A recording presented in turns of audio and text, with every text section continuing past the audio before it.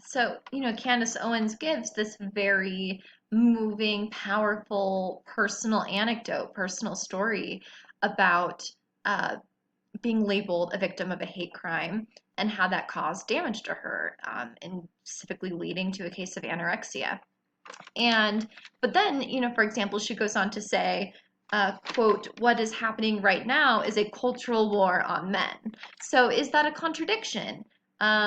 Is her, claim that, conservatives and, men, um, are victims of a leftist narrative, a leftist agenda.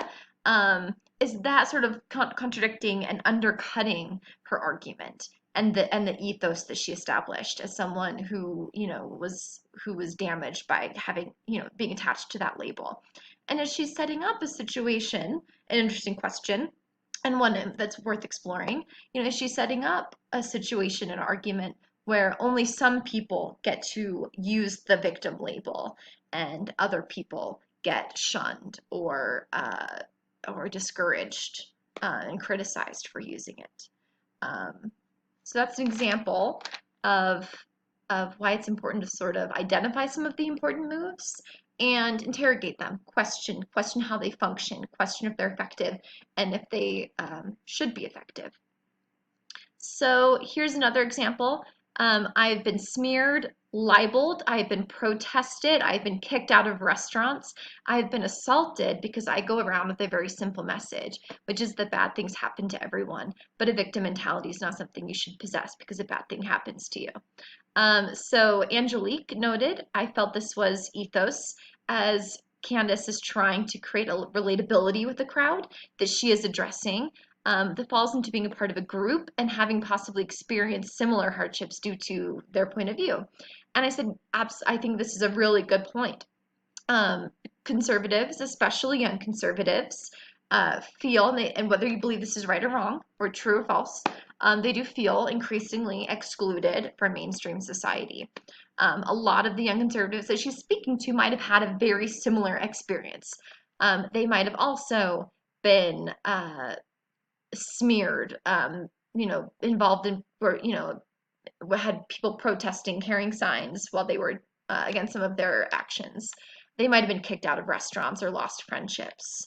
Um, and so she built common ground with that audience by showing that she too has experienced this sense of being an outsider. And again, here, same question, in this one sentence, there appears to be a contradiction. So here, is she framing herself as a victim when she says, I've been smeared, libeled, I've been protested, I've been kicked out of restaurants, I've been assaulted. This is very emotional, like the repetition of I and what has happened to her through the repetition is especially moving and powerful. But she is really using, again, her personal experience, and to show that she has been labeled a victim before. And does that contradict what then she later goes on to say? She's identifying, and is this her identifying as a victim right before she goes on to argue that a victim mentality is something that you should not possess. Um, Another example of ethos, I believe that God picks people to have experiences in their life, the good ones and the bad ones. I believe that God wanted me to have my parents. I believe that God wanted me to grow up in a house that was dysfunctional. He wanted me to grow up impoverished. He wanted me to go through a hate crime, as it was classified in high school. Because who's better positioned to attack the left's narrative than somebody who has lived through all of that? And Karen wrote, this quote struck me as ethos because it establishes credentials. Juliet noted that this part of Candace's speech was clearly ethos because it tells a lot of her story and her faith, which seems to be one of her biggest values. And that was a way of her emotionally connecting with the audience. And I love that phrase, emotionally connecting. That is a very good description of what good ethos does. And I agreed. I wrote, this quote attempts to establish Candace Owens' credentials among her audience by showing shared values and interests. In the case of Owens, she demonstrates her religious values, which is a very smart move for an audience that is primarily at an evangelical Christian university. And here's an interesting question that I wanted to throw out there because I'm always just trying to challenge it. I'm always just sort of trying to challenge these arguments. That's what a good critical thinker does. Does Owens undercut some of those Christian values that she's alluding to and building a connection to her audience through? Does she undercut those values by using them as leverage to, quote, in her own words, attack the left? Does she ever come across as using God and religion to increase political and partisan divisions? So, using Christian values as a tool for attacking a group of people seems interesting, right? It's an interesting move, and it's an honest question, and worth exploring. Is that a legitimate strategy? Is she genuine in her religious? Does she come across as genuine and sincere in her Christian values? And is that a legitimate use? Is this a legitimate uh, rhetorical strategy? Or is she sort of undercutting her appeal to those Christian values by using them to attack other people? Um, I was able to meditate myself back into health with conversations and prayer and focus. And here's what I discovered. What happened to me in high school didn't just happen to me, it happened to the 4 kids that left those terrible messages. Um, Brianna noted this appeal, and I also found it one of the most interesting ethical moves. I thought it was very emotional as well as definitely an appeal to her character. I found it really striking and really moving. She wrote, I believe this quote helps show us how the author presents her information in a non-biased way, making her seem like a trustworthy source. And I agree, it's striking and it says a lot about Owen's character, her beliefs and values. So on the one hand, it could present her as non-biased and empathetic towards the experiences of others, even those who sent her these very hateful messages. The fact that she's able to, empathize with them and think about how this impacted their lives, that says quite a bit about her character. But here's another interesting question. Um, is this an attempt to appeal to a primarily white conservative audience? So many members, or maybe shouldn't say many, but as a primarily conservative white audience, um, you know, it's some of these members might have been accused of racism in the past, and is she sort of building ethos with them by reassuring this audience implicitly that they're not racist? So is she just attempting to build goodwill amongst her audience by absolving them of racist behaviors, suggesting that they too were treated unfairly? And this wasn't noted by anyone in the class, but a very important example of ethos is, showing, is appealing to other authorities.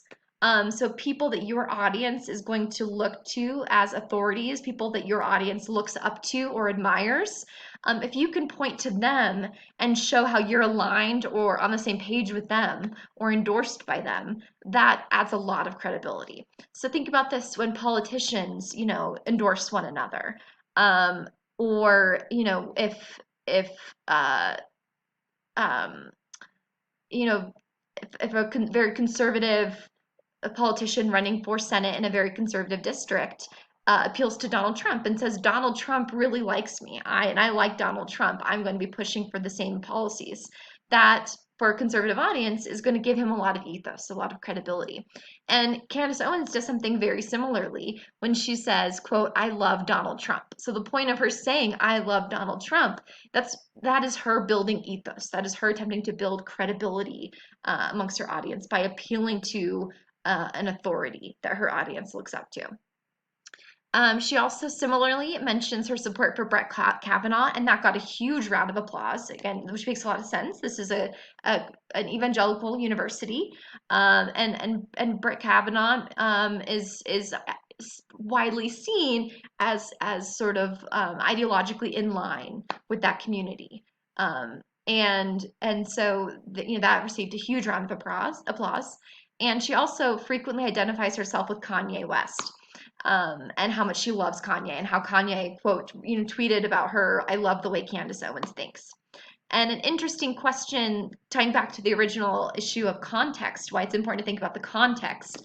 What was, how cool was Kanye back then? What was, this community, uh, did Kanye West have cachet amongst this crowd when she was giving the speech? Recently Kanye West, and has that changed? Does this age well? Is Kanye West still sort of, does he have the same credibility in 2020 as he may have had? I believe she delivered this in 2017, if I remember correctly. And logical appeals. So Candace Owens, again, this argument that millennials shouldn't see themselves as victims.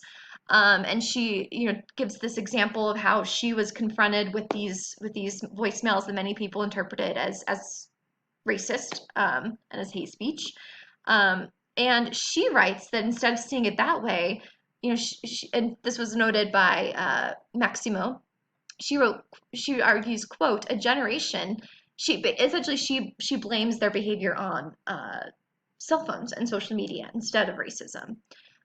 So she writes, a generation that can send text messages, can send Facebook and Instagram messages around the world in a matter of nanoseconds. So she argues that young people are not victims of racism; they're victims of, I don't know if she would want to use that word, but she was not a victim of racism. Instead, cell phones and social media have encouraged young people to speak more meanly to one another. Maximo wrote, social media is something that has only recently come around and yet is frequently taken for granted. Owens is creating a logical appeal when she calls the audience to think of these innovations and their effect on younger generations.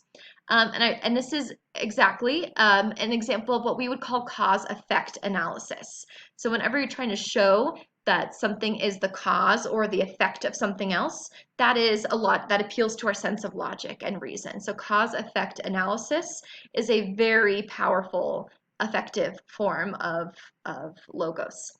And again, just to keep pushing on this, are you persuaded by Owen's reasoning that cell phones and social media caused the boys to send those death threats, not racism? Does she persuasively prove that racism didn't cause or contribute to their behavior, but rather cell phones and social media were the major cause? She writes, I grew up in a country that is diverse. I grew up in a country that has given opportunities to so many people, including myself, to be able to start from humble beginnings and to use my voice and to be able to share it. Tell me, in what other country in the world do people have those sorts of opportunities that they can flip open a laptop, Kanye rant for 4 minutes, and reach 26 million homes? So again, this is, logos. A rational appeal to support her argument that young Americans are not victims in this country. And Jonathan wrote that this is an example of how facts can further your argument. This rhetorical move is done well by encouraging the new generation to not give up. If a woman, a victim of a hate crime, can go on from years of abuse to fame and fortune, and so can you. And I wrote, yes, this is an example of what we would call an anecdote, or an example. So when you give an example of something, that is a form of evidence. An example is a type of evidence, which is a form of that, which is something that appeals to our sense of logic. And in particular, this is an anecdote. An anecdote is an example given in the form of a personal story. And I wrote that this anecdote attempts to provide support for her claim. And the interesting question is, do you think that Owen's personal experience applies to millennials as a whole? So whenever you're confronted with an anecdote, you always want to ask yourself, how representative is this anecdote? Does it apply to the larger population? So is her success alone proof for the claim that millennials can all succeed if they stop seeing themselves as victims? Is her story applicable to a larger group of millennials, or is this an example of what Purdue Owl calls a hasty generalization? meaning a conclusion based on insufficient or biased evidence. So is her experience alone evidence enough to support her claim?